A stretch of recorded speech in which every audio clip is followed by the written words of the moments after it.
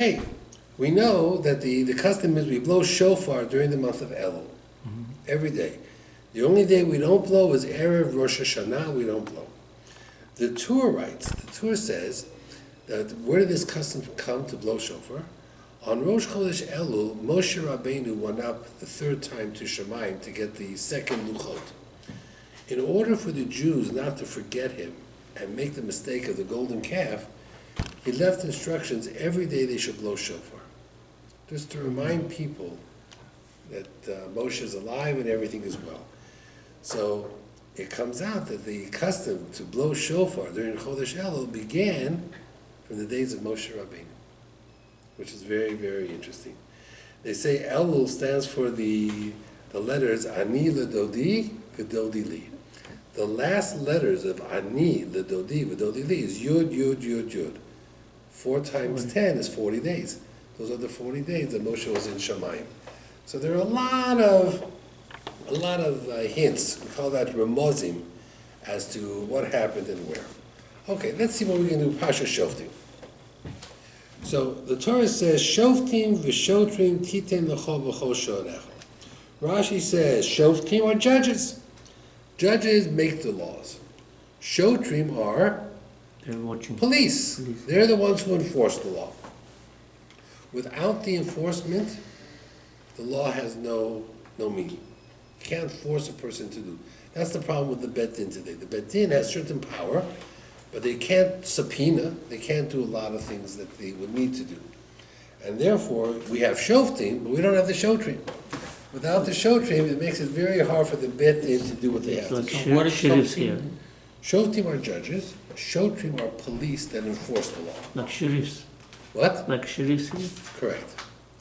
Now, it says, Titen l'cho v'cho sho'arecha, all your gates. So the Bali Musar say, you know what your gates are?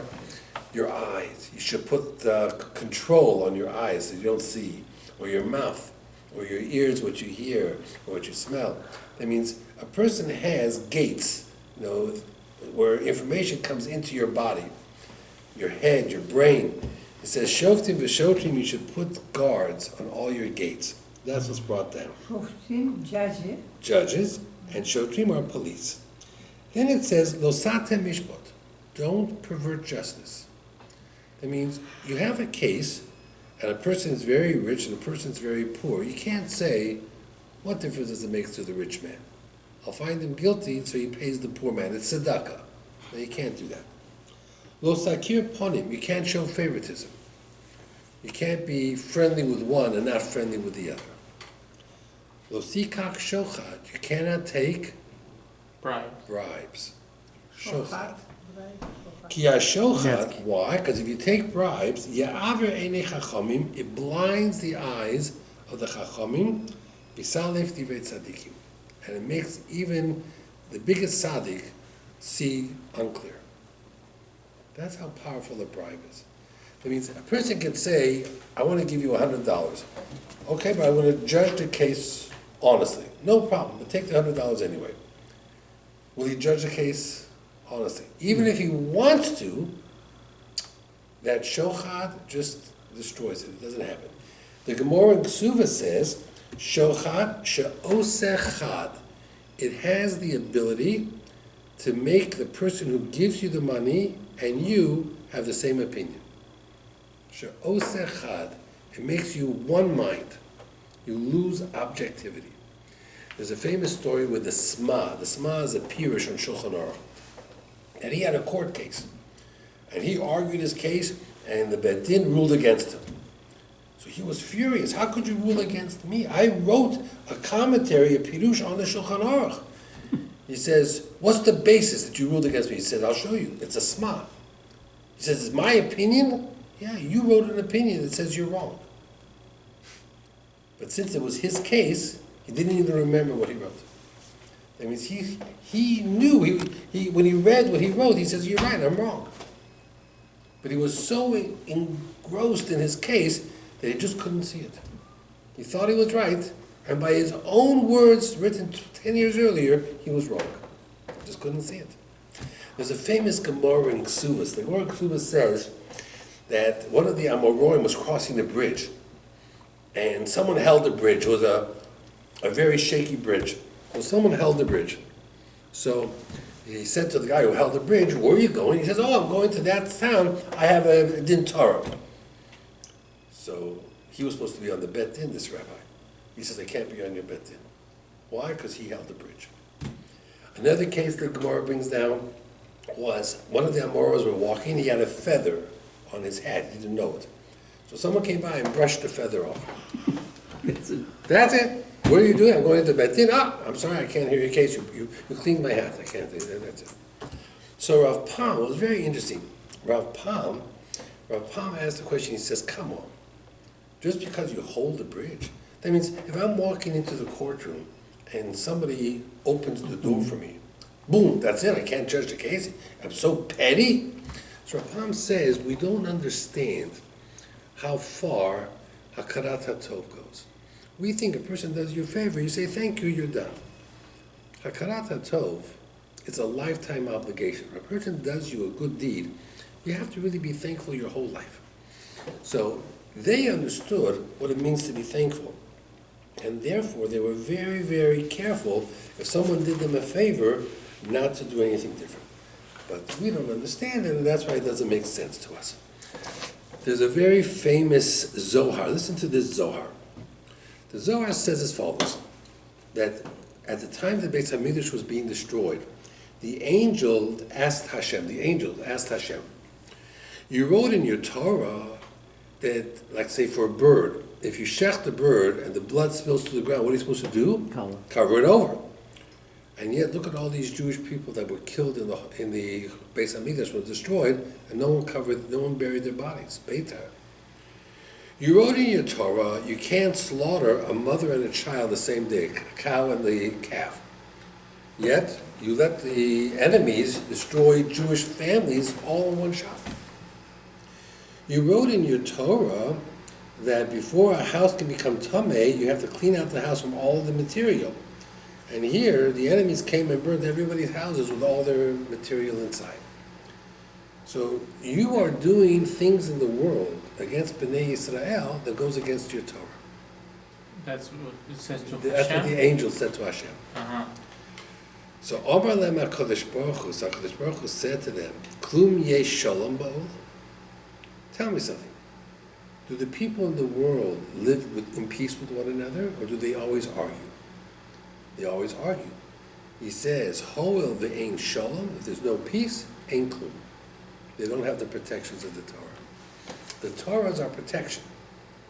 And if you don't have peace, you don't have the protection of the Torah. And there's a very famous way to read the pasuk. It says, Ki pole mimcha davar lamishpat. If things in the world don't make sense to you, bein dam ladam, blood being spilled, bein din ladin, injustice in the courts, bein nega lanega, illness and diseases, and you wonder, what kind of a God lets a world run like this? I'll tell you, Divrei rivos bisharecha. It's because of machloket in your gates. The Kamta Valisa, you should go and get rid of all that machloket. If you get rid of all the machloket, all the terrible things will go away. So you talk about, Elul and stuff like that. Is arguments. Okay. Then it says in the Torah as follows. It says, if you have a question, you don't know what to do, if something is right, wrong, direction, who are you supposed to ask? You ask the Shofet in your day, the Kohen, the Navi. Today we don't have these Shofets, we don't have these Navis, so we ask the Rav, the Rabbi. What happens when the Rabbi tells you to do something? What does the Torah say? Do it. You have to do it. Al piyat Torah asher yerucha. Whatever they tell you, you should do. Va'ala mishpat asher yomer lecha. And whatever the judgment is, they tell you, ta'aseh, do it. Lo tosur, you shouldn't deviate left or right. Okay? So the Rambam writes that, we always think some mitzvahs are from the Torah, some mitzvahs are midrabanan. The Rambam says every mitzvah that is midrabanan is really from the Torah. Who told you to listen to the rabbis? The Torah. So there is no such thing as the Rabbanan. every mitzvah that Rabbanan do is from the Torah. Therefore, when we read Megillat Esther, we make a bracha. Asher ki lishanu b'mitzvotav v'tzivanu. And we make an eruv, which is midrabanan, we make a bracha. There are many mitzvahs that are midrabanan that we make brachot on. And we say that Hashem commanded us. Where did He command us? To listen to the rabbis. The Ramban argues. The Ramban says, but we know, Sofek d'Rabbanan l'kula. So if every d'Rabbanan is from the Torah, then if you're in doubt, how could you be lenient? You have to be strict. The Meshech Chochmah explains that the Rambam says that the Torah mitzvahs, the rabbi mitzvahs are also from the Torah. Except the rabbis, when they made the mitzvahs, said, if there's a doubt, you can be making. That means they built that into the mitzvah, but it's still from the Torah. Now, the Vilna Gaon says, even when the rabbis gave mitzvot, they were very careful not to explain why. Sometimes you go to a rabbi, he tells you to do something. You say to the rabbi, okay, I understand, can you just tell me why? The Torah is very careful. The Torah never gives you reasons for mitzvahs. The Gemara says why? Because the Torah gave twice the reason for the mitzvah. A king should not have too many horses. If he has too many horses, what will happen? He'll go down to Egypt. A king should not have too many wives. If he has too many wives, what will happen? He'll not believe in Hashem. Shlomo HaMelech says, I'm smarter than all that. Now that I know the reasons, I can do all these things and nothing will happen to me. Was he successful? No. So the Torah says, from then on, the chinuch writes, there's no reasons between the mitzvahs. Every mitzvah, we don't know the reason. The gezerot, Hashem told us this is what you have to do. The rabbis come in, and they made also many gezerot. Sometimes they gave reasons. For example, on a Friday night, the Gemara in Shabbos says, you're not supposed to learn next to a candle. Why not? Because you'll be so busy learning, and then it'll get dark, and you can't see. What are you going to do? You're going to adjust the candle. You're going to adjust the flame. So comes Rabbi Shmuel ben Elisha, and he says, now I know what the problem is. I have no problem. I'm going to learn by the candle. It won't happen to me. And what happened? He got so engrossed, he went up automatically, he fixed it, he adjusted it, or he wanted to adjust it. So we see that we have to be very careful. I'll give you another example. Mayim achronim. We wash mayim achronim. Why do we wash mayim achronim? Because in the olden days, the salt was from Sodom. Was very toxic salt. Today, do we have that salt? No. So many people don't do mayim achronim. What does Father say? Mayim achronim chova. Why do you say that? So people should do it. Yeah. Why would you think you need to say that for people to do it? It's brought down in Shulchan Aruch, mayim achronim. Because we have the reason. Once we have the reason, and we no longer see the reason, we think we don't have to do the reason anymore. But what does it mean? What it means is that we still wash our hands after the meal. No, mayim aharonim. Mayim achronim means water at the end of the meal. Chovah is an obligation. You have to wash your hands. Even though the reason for it no longer exists. We don't have that salt. Oh, We don't have what that does toxic זה salt. חלק אדם רשע מאלוהים mean? What? זה חלק אדם רשע. The Ben Ish Chai brings, you have to say there's certain זה Kumarim, חלק use the אדם word רשע. זה חלק הרשע. Harasha meaning what? זה חלק הרשע. He brings the Ben Ish Chai that you have to say that. That's what he means. Right. To say. After you wash your fingers, After you say. Some people say Kabbalistic. There's a Kabbalistic Okay. reasons. For again, You Oh, we don't have to say it just like The that? chest is ladiyah. This is part of the evil. זה חלק הרשע. this is part of, and maybe the evil he's referring to is people who are trying to change the rules because they don't apply. And we don't do that anymore. Now, What does it mean? You just said it. I'll explain. that it's a part of the evil of life when people try to change things that they shouldn't change. Oh, they shouldn't be Okay. changing. Now, let's go a little bit further. The Achronim have an interesting debate. Giving a bribe is forbidden. Everybody agrees. Who are you not allowed to bribe? A judge. If I have a court case, and one of the judges is sitting there, I'm not allowed to slip the judge $1,000 to try my case. What happens if it's not a court case? Question. Rabbi, if someone did operation in hospital and he wanna give gift as a gift to doctor who did, Right? it's called also bribe? No, No, that's called a gift. it's gift. But let's talk about a different case. Let's say you want to send your child to a particular school. The school says, sorry, we're full. No room for your child. Or your child takes a test to get into the school and the child doesn't do well. So now you go to the school and you say, if you accept my child, I'll make a donation, $10,000. Donation money. And you make a donation, and now they accept your child. Is that a bribe?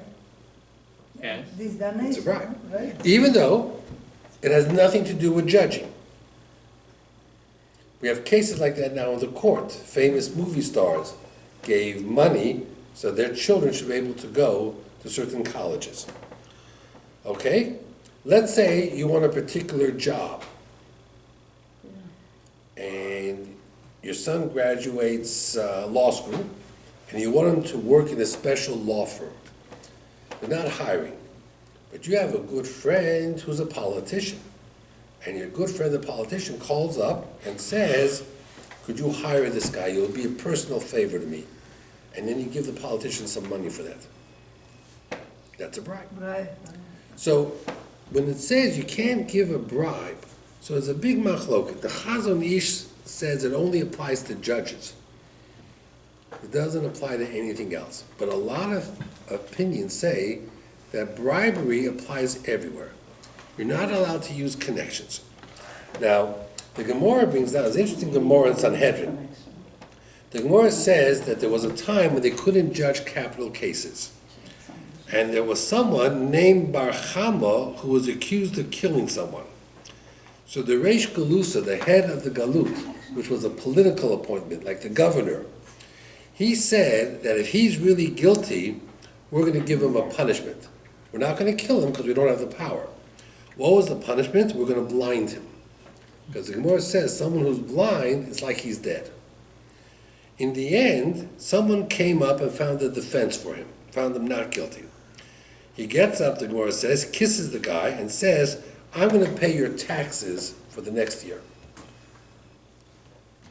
Is he allowed to do that? He says no, because that's like a bribe, even after the fact. So we're going to talk about that. The Rosh says that it really wasn't a bribe because in those days the rabbis were exempt from paying taxes. All he did was give him the status of a rabbi. But the Chassam Sofer brings out an interesting question. He says there was a shul looking for a rabbi. They had 4 candidates. 4 people, all the same, all equal. They didn't know who to appoint. So you know what they did? They took all 4 names and put into a hat. And they would pick out the first name, Moshe.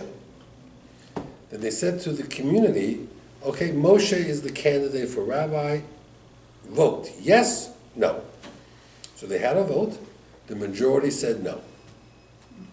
They went back to the hat, and picked out the next name, Yitzhak. Have a vote? Most said no. They went to the next, picked up the hat, Shmuel. Yes. They had a vote, Shmuel won. About a week later, people were talking that Shmuel's family was very rich. And they gave $100 for every person who voted for Shmuel. That's called rigging the election. So they asked the Chassam Sofer, can Shmuel get the job? No. He was picked. They had an election. He didn't bribe anybody. The family gave money. Is that considered bribes? Chassam Sofer says the election is out, he's out. And if he knew about it, no one should ever hire him as a rabbi. So you say, of course, it's not bribery in court. This is just giving money to vote. You know,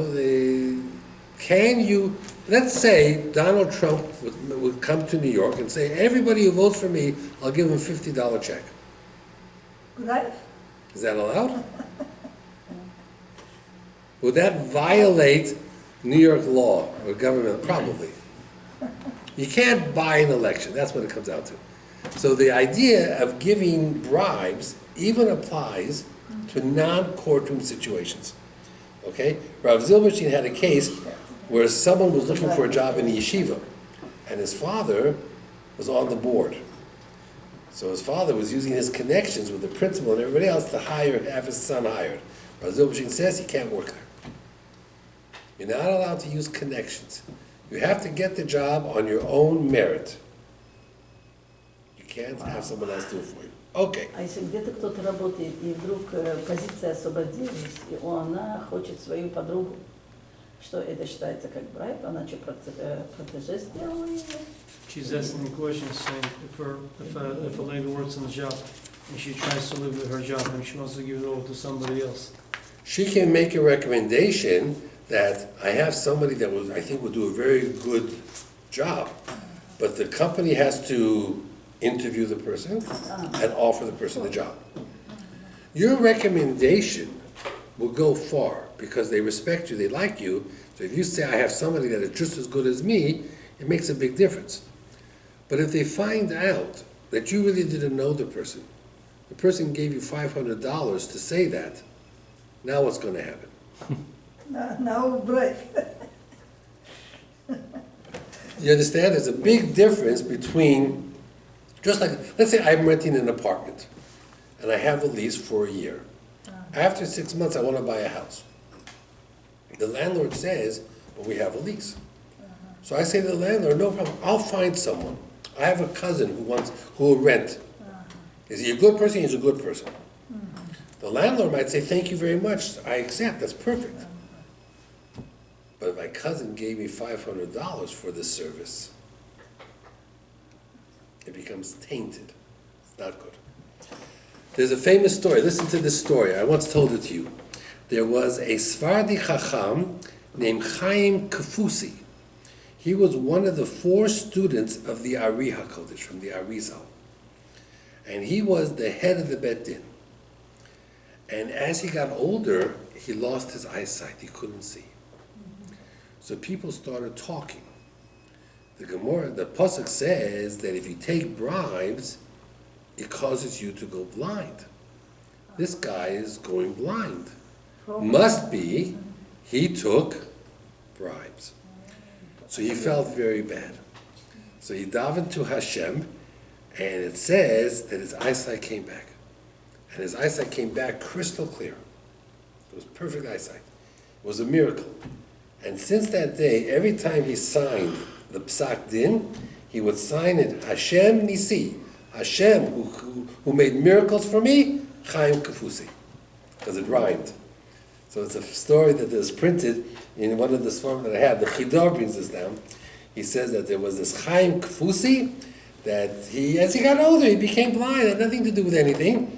But people started talking, Why is he becoming blind? He must have taken bribes. He's not honest.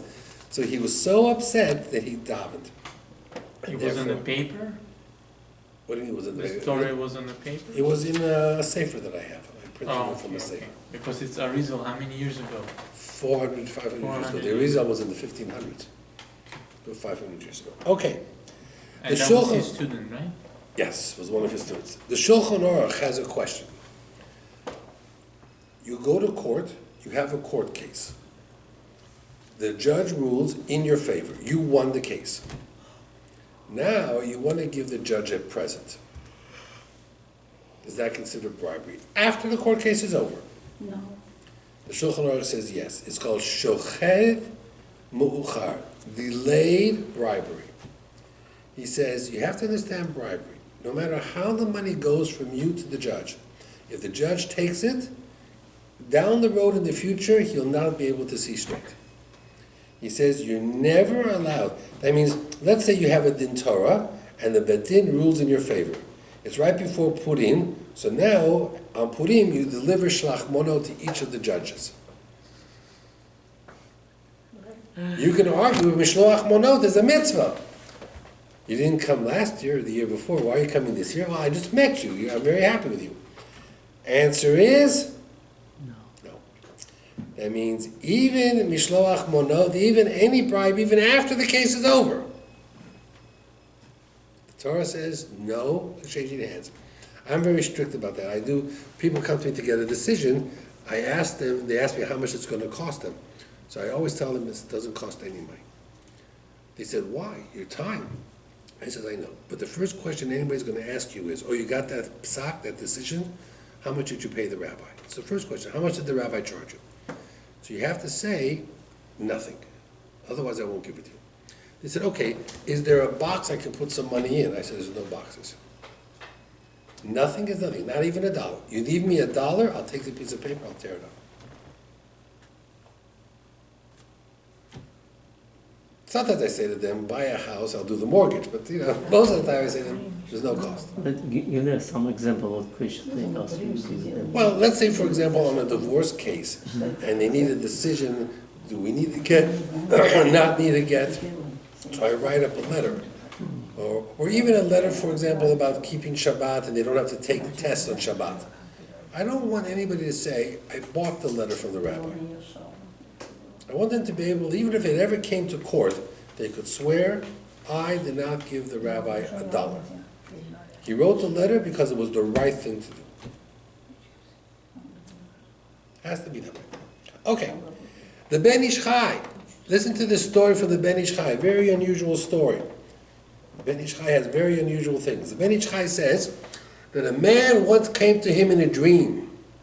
That means a man came to him and told him he had a dream.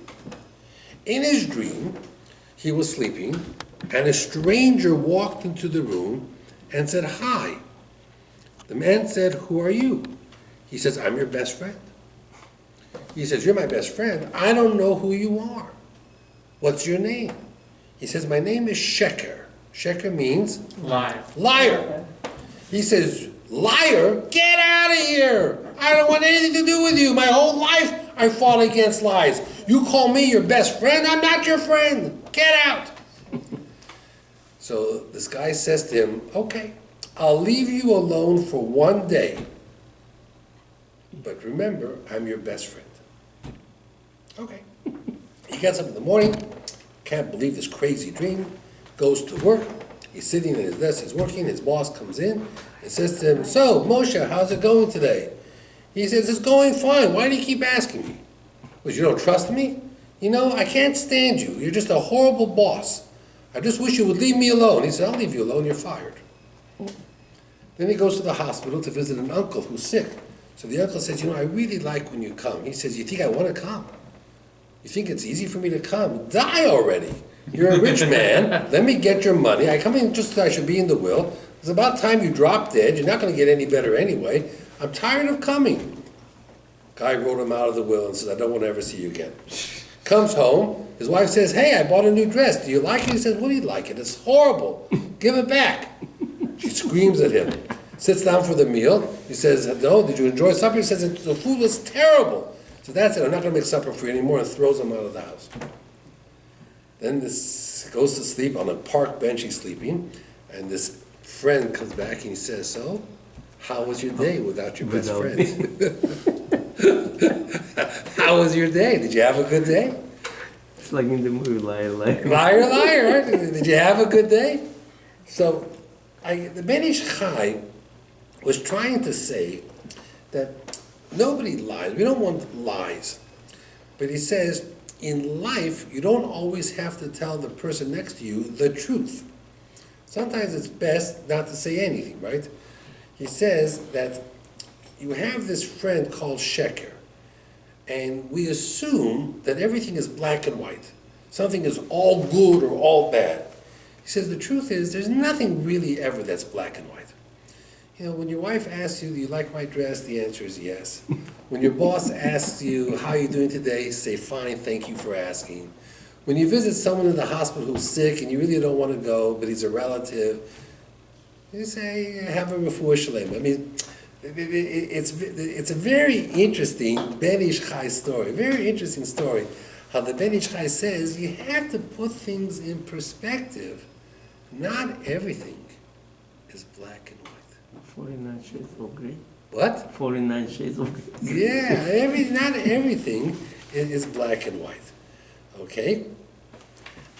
Let's go a little bit further over here. How are we doing? Okay, we're doing fine. It brings down over here that the Chazon Ish was always known to say that shochat is a chok. It affects you. No matter how much you don't want the bribery to affect you, it should affect you. I remember that the Gemara that talks about shochat, taking bribery, you know what Gemara that is? That's in Ksuvos. The Gemara in Ksuvos. And Ksuvos is part of Nashim, women, marriage. You would think that the laws of bribery would be in Sanhedrin. That's the Masechta. So I remember Reb Gedalia Shor once told me, he spoke about Sheva Brachos. So Reb Gedalia Shor said that when you give a bribe, it makes people have one mind. He says, why do you think the Chachamim put it in Ksuvos, in the laws of marriage? He says to tell you that you should give bribes to your wife. If you bring presents home, flowers, candy, jewelry, what's it going to do? It's going to make you and your wife think alike. You know, I once told you this years ago that I had a psychologist, Dr. Warren Klein from Montreal. He was once in my house, and he said to me, Hebrew has the secrets right in the words. Everyone wants shalom bayit, shalom bayit. He says, you want shalom, you have to buy it. Pay some money, buy it. Buy a car, take her out for dinner. He says, if you want shalom, buy it. Shalom, buy it. He says, Hebrew is a very fascinating language, you know, and everything is in there, in the secret of the letters. So Reb Gedalia Shor was a big believer in that he says everything is in there, everything is brought down in the halacha. Okay? Next we're going to talk to you a little bit more about the kings and why Yehuda was king, but listen to this. There's a very famous medrash. Let me read you this medrash. Very interesting medrash. It's a medrash Rabbi. The medrash Rabbi says, it's a pasuk in Mishlei. Who wrote Mishlei? Shlomo HaMelech. Shlomo HaMelech writes in Mishlei, Lech el nemola otzel. Go look at the ant, lazy person. You know what an ant is? A little thing that crawls on the ground. Muravi. Re'ei derocheha, look how she does business. V'chacham, and you'll become smarter. Asher ein lo kotzi, there's no rulers. The ants don't have a king. Shoter Moshe, they don't have judges, they don't have police. And yet they work hard all summer long to prepare for the winter. And then I once saw an ant that was carrying a kernel of wheat and dropped it. Other ants came up to the kernel, smelled it, and walked away. Why? That was not my kernel. It belonged to the little ant, the bee ant, or whatever it was. He says, Maaseh ben Mola achas, she dropped by mistake her kernel, and other ants came by, smelled it, and walked away. So just look at that. They don't steal from each other. Look how honest they are. They don't have police, they don't have judges, they don't have a king, and yet an ant would never steal from another ant. That's the famous pasuk in Mishlei and the Medrash Rabbah in the name of Shlomo HaMelech. So now, listen to the question, okay? So if you were studying ants and you saw this, you know what you would say? Wow, those ants are so honest and smart and, you know, trustworthy. They really treat each other with a lot of respect. Why can't we be more like the ants? Okay? One of the Rishonim stopped and says, hold on here. Time out. Hold on. Everything the ant has, that little kernel of wheat that the ant has, where did the ant get it from? Stole it from you. From your picnic table, from your kitchen cabinet. Where does ants get all their food from? They work? They manufacture it? No. Everything is stolen. So you know what you're saying? That the ants don't steal from the stealer. That means we live in a community where he steals, I steal, he steals. But we have a code of ethics. I don't steal what he steals. If he stole it, it's his. If I steal it, it's mine. Is that a good community to live in? Would you like to live in a community where everybody steals for a living? That's what ants do. Everything an ant has, he stole. He stole from your kitchen, from the floor, from your outside, from your picnic. They don't steal from each other. They don't steal from each other. Big tzaddik. Gypsies. Gypsy. So you steal and I steal. We're both ganovim. But we have a code of ethics. You don't steal from me and I don't steal from you. Or I don't steal what you stole. That means if you break into a house and steal a camera and you leave it on the table, I won't steal it. But that camera was never yours. You stole it. Your whole life is stealing. So what are we learning from the ant? So the answer, a very interesting answer. He says that's the lesson to learn. You can have people that are very respectful one to the other. But if they don't follow the Torah and the rules of the Torah, they're still a thief. They're still a ganav. That means everybody looks at the ant, and you know what they say? Wow, those ants, we can learn a lot from them. And the answer is, no, you can't learn anything from them. Because they have no king. They have no judges. They have no rules. So they live their life stealing from other people. He says you have to be very careful from people who look on the outside very honest, but inside, they're thieves. The Rav Hutner used to say, Maybe they not understand That's what right. they do. Rav Hutner used to say that the Germans spoke a very eloquent language. You know, they would say to a Jew after they cut off his hand, "Did it hurt? I'm sorry it hurt." You know, you know, that's what Rav Hutner used to say. They were like, you know, they spoke in such a way, you know, this is going to hurt. So, oh, look how sensitive they are. They're so worried about my pain. If they were worried about your pain, they wouldn't cut off the hand in the first place. He says, there are people like that. There are people, you know, the Germans, you know, would go home at the end of the day after they killed 100,000 Jews, and they would eat supper with their children and play games with their children, you know, and they would sing and dance and do things. It was a society that didn't have a Torah, didn't have leadership, didn't have the control. So we learn from the ant that it's very, very important not to simply think, I'm a nice person to my fellow ants, that makes me a good person. That's not enough. The Vilna Gaon says, Ki hashochad ya'aver pichim, a true dayan has to know halacha and has to know outside knowledge.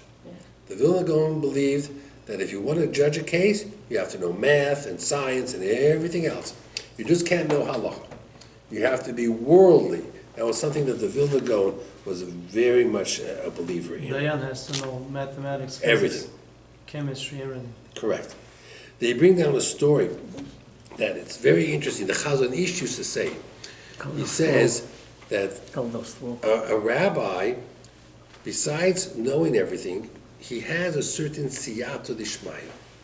It means when he judges a case, Hashem is on his shoulders, so-called, helping him. The Chazon Ish brings out a story that two people once came to him about a case, and he ruled one way. And then when the actual case came before him, he ruled the opposite. So they said to him, Rabbi, last week you said guilty, not guilty, now you're saying guilty. He says, last week the case wasn't real, it was only theoretical. I didn't have the Hashem behind me. But now that it's a real case, I have Hashem behind me. Hashem guides me. He says that a dayan, a rav, part of being the job of the rabbi is you have siyata d'shmaya. There's a certain help from Shamayim that helps guide you to do what's right. That comes. He says, you know, tzedek tirdov, when you pursue justice, there's a certain siyata d'shmaya that comes from judging from that way. Listen to this famous Gemara. Was a cool question. David Amelech was also Dayan, right? Yes. And I heard like for 30 years the Shekhinah was not with him. because it was with Bathsheba, 20 or 30 years. Something like that, and yet he still, He still Right. keep on continuing doing, but and he was oseh, it says, mishpat utzdaka. Mishpat Zera. He would find the poor man guilty, then he would give the poor man the money to pay the fine. So David HaMelech also made some sort of mistake, and Shlomo Melech also. Correct. He knew all the reasons, and the horses and the wives. So the people, like the leaders and the Anim, do have some kind of a high-level mistakes. Correct. In their And own next level. week we'll talk a little bit more about a melech and why David HaMelech was so successful and Shaul HaMelech was not. We're going to talk about that very soon. Listen to this. This is a Gemara in Sanhedrin, Sadi Zayin. Omar Rava. Rava says, Mereish Havo Amina, I once said, Rava says, Lecha Kushta Ba'almo. There's no place in the world where everybody is honest. Truth. We live in a world of corruption. That's what Rava said. Omar li'ahu midrabanan, there was a certain rabbi came to me, Rav Tavus Shemei. Rav Tavus was his name. Some people say Rav Tavyumi Shemei. And he said, I know such a place. And you know what the name of the city is called? It's called Kushta. Truth. Just like this is New York City, that was called Truth City. And the only condition you had to live in that city was you could never, ever lie.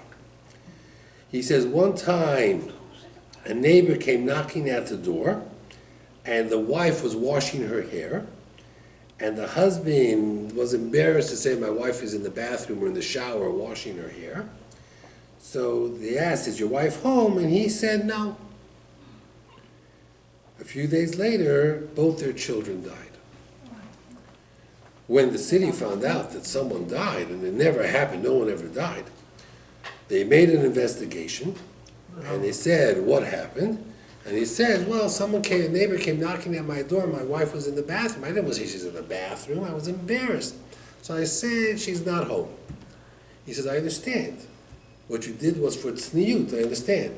But you lied. You can't live in our city. Get out. Get out. It was a Rava, right? What? Was a Rava? Yeah, get out. Never No, his name was Rava. Rava. It says Rav Tavus. Rav Tos. Rav Tavus told him the story.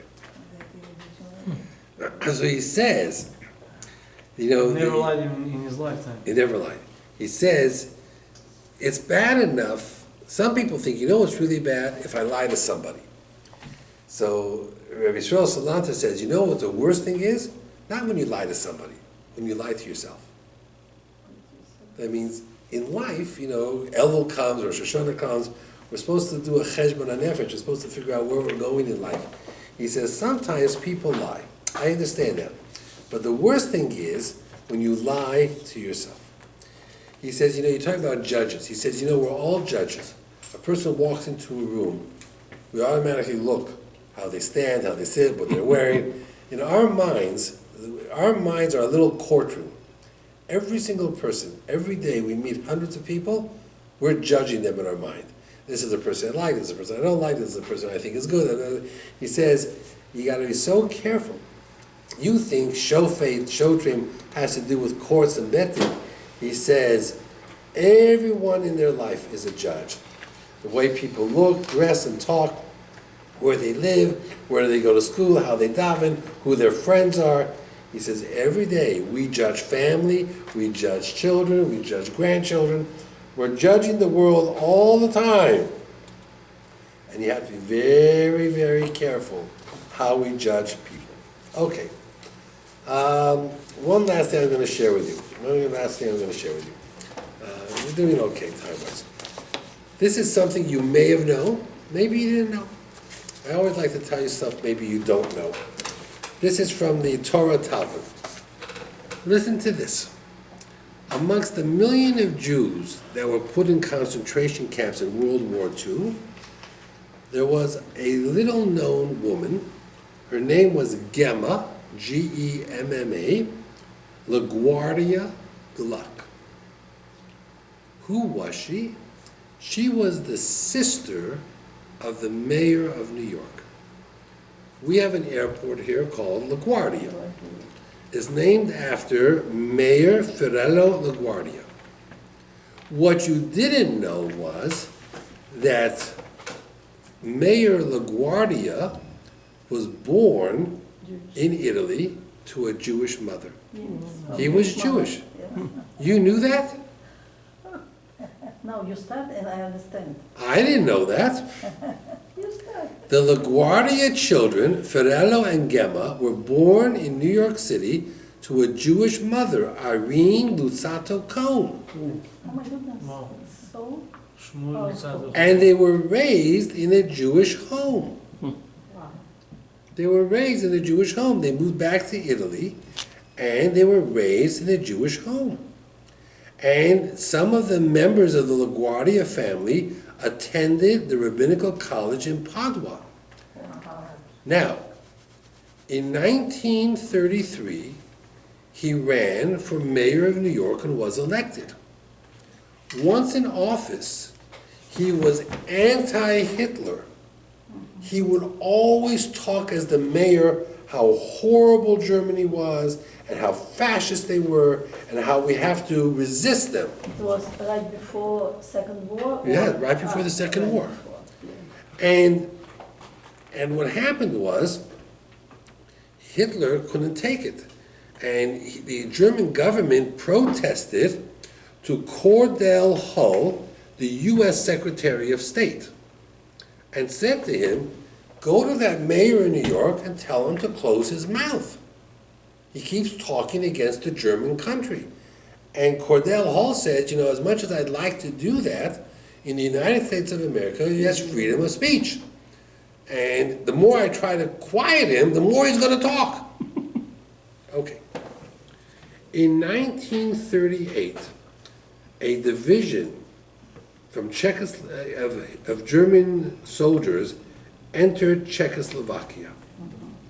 And LaGuardia started screaming publicly about it, and in 1941, meantime, his sister moved to Budapest and was living there till the Nazis came in.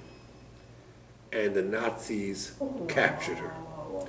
Now, when Germany found out that they had the sister of the mayor of New York, they thought now he's going to shut his mouth. They first sent her to Mauthausen. Mauthausen was a death camp, a concentration death camp. But they later sent her to Ravensbrück, which was a camp just for women. It wasn't a death camp. And they sent a message to the mayor of New York. We have your sister. It wouldn't be good for her if you keep opening up your mouth. I suggest, the German government said to him, you watch what you say, because anything you say will put your sister's life in danger. LaGuardia was not to be intimidated.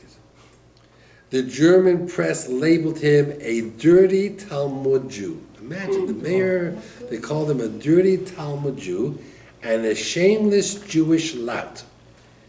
And he never stopped. And the story goes on that she survived the war, and he worked through diplomatic channels to get her out of Germany, and he finally got her out through Copenhagen in 1947. And she moved to New York, and her brother, who fought for her all those years that she was in the concentration camp, later died in 1947.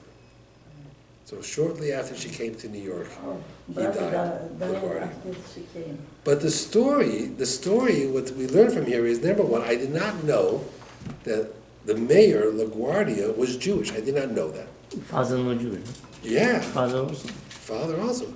Which next time I go to LaGuardia Airport, I'm going to have some new respect, I guess. Yes, why not? Hey, no, That's a LaGuardia beautiful could have- And then, Last name is and then, he very much strongly spoke out against Germany, which was unusual. People were afraid. Mayor Giuliani, when Arafat was coming to New York, Giuliani said, no way, Throw him out. throw him out. Get out. He's a terrorist. I'm not going to, people say, what are you doing? You can't do that, you know. Giuliani said, I don't care. He's a murderer. He's a terrorist. Get him out. I'm not going to take care of him. I'm not going to protect A him. lot of people applaud them for that. Yeah, and a lot of people condemned him, of course, like everything, But that he spoke, and even when they had his sister, he did, he fought against Germany and everything Germany stood. And eventually, when the war ended, he did whatever he could to get his sister out. You got to applaud Why a they person not who has keep her? principles. You know why? Because she was more valuable alive than dead. Because they were hoping that he would keep his mouth shut. Oh, yeah, she stopped him. That she She stopped. would stop him. So American government didn't know, why they don't say that he was Jewish? Nobody said about it. They didn't want to. But its last name is also like Italian, like was. Yeah. Yeah, that's it. There are Jewish people in China. The old story, Jewish people in Japan and China. And someone from America says, you don't look Jewish. They look Chinese. Well, they're Jewish people. That's what it is. I'm sure he looked Italian. He grew up in Italy. He was Italian. But his mother's last name was Cohn.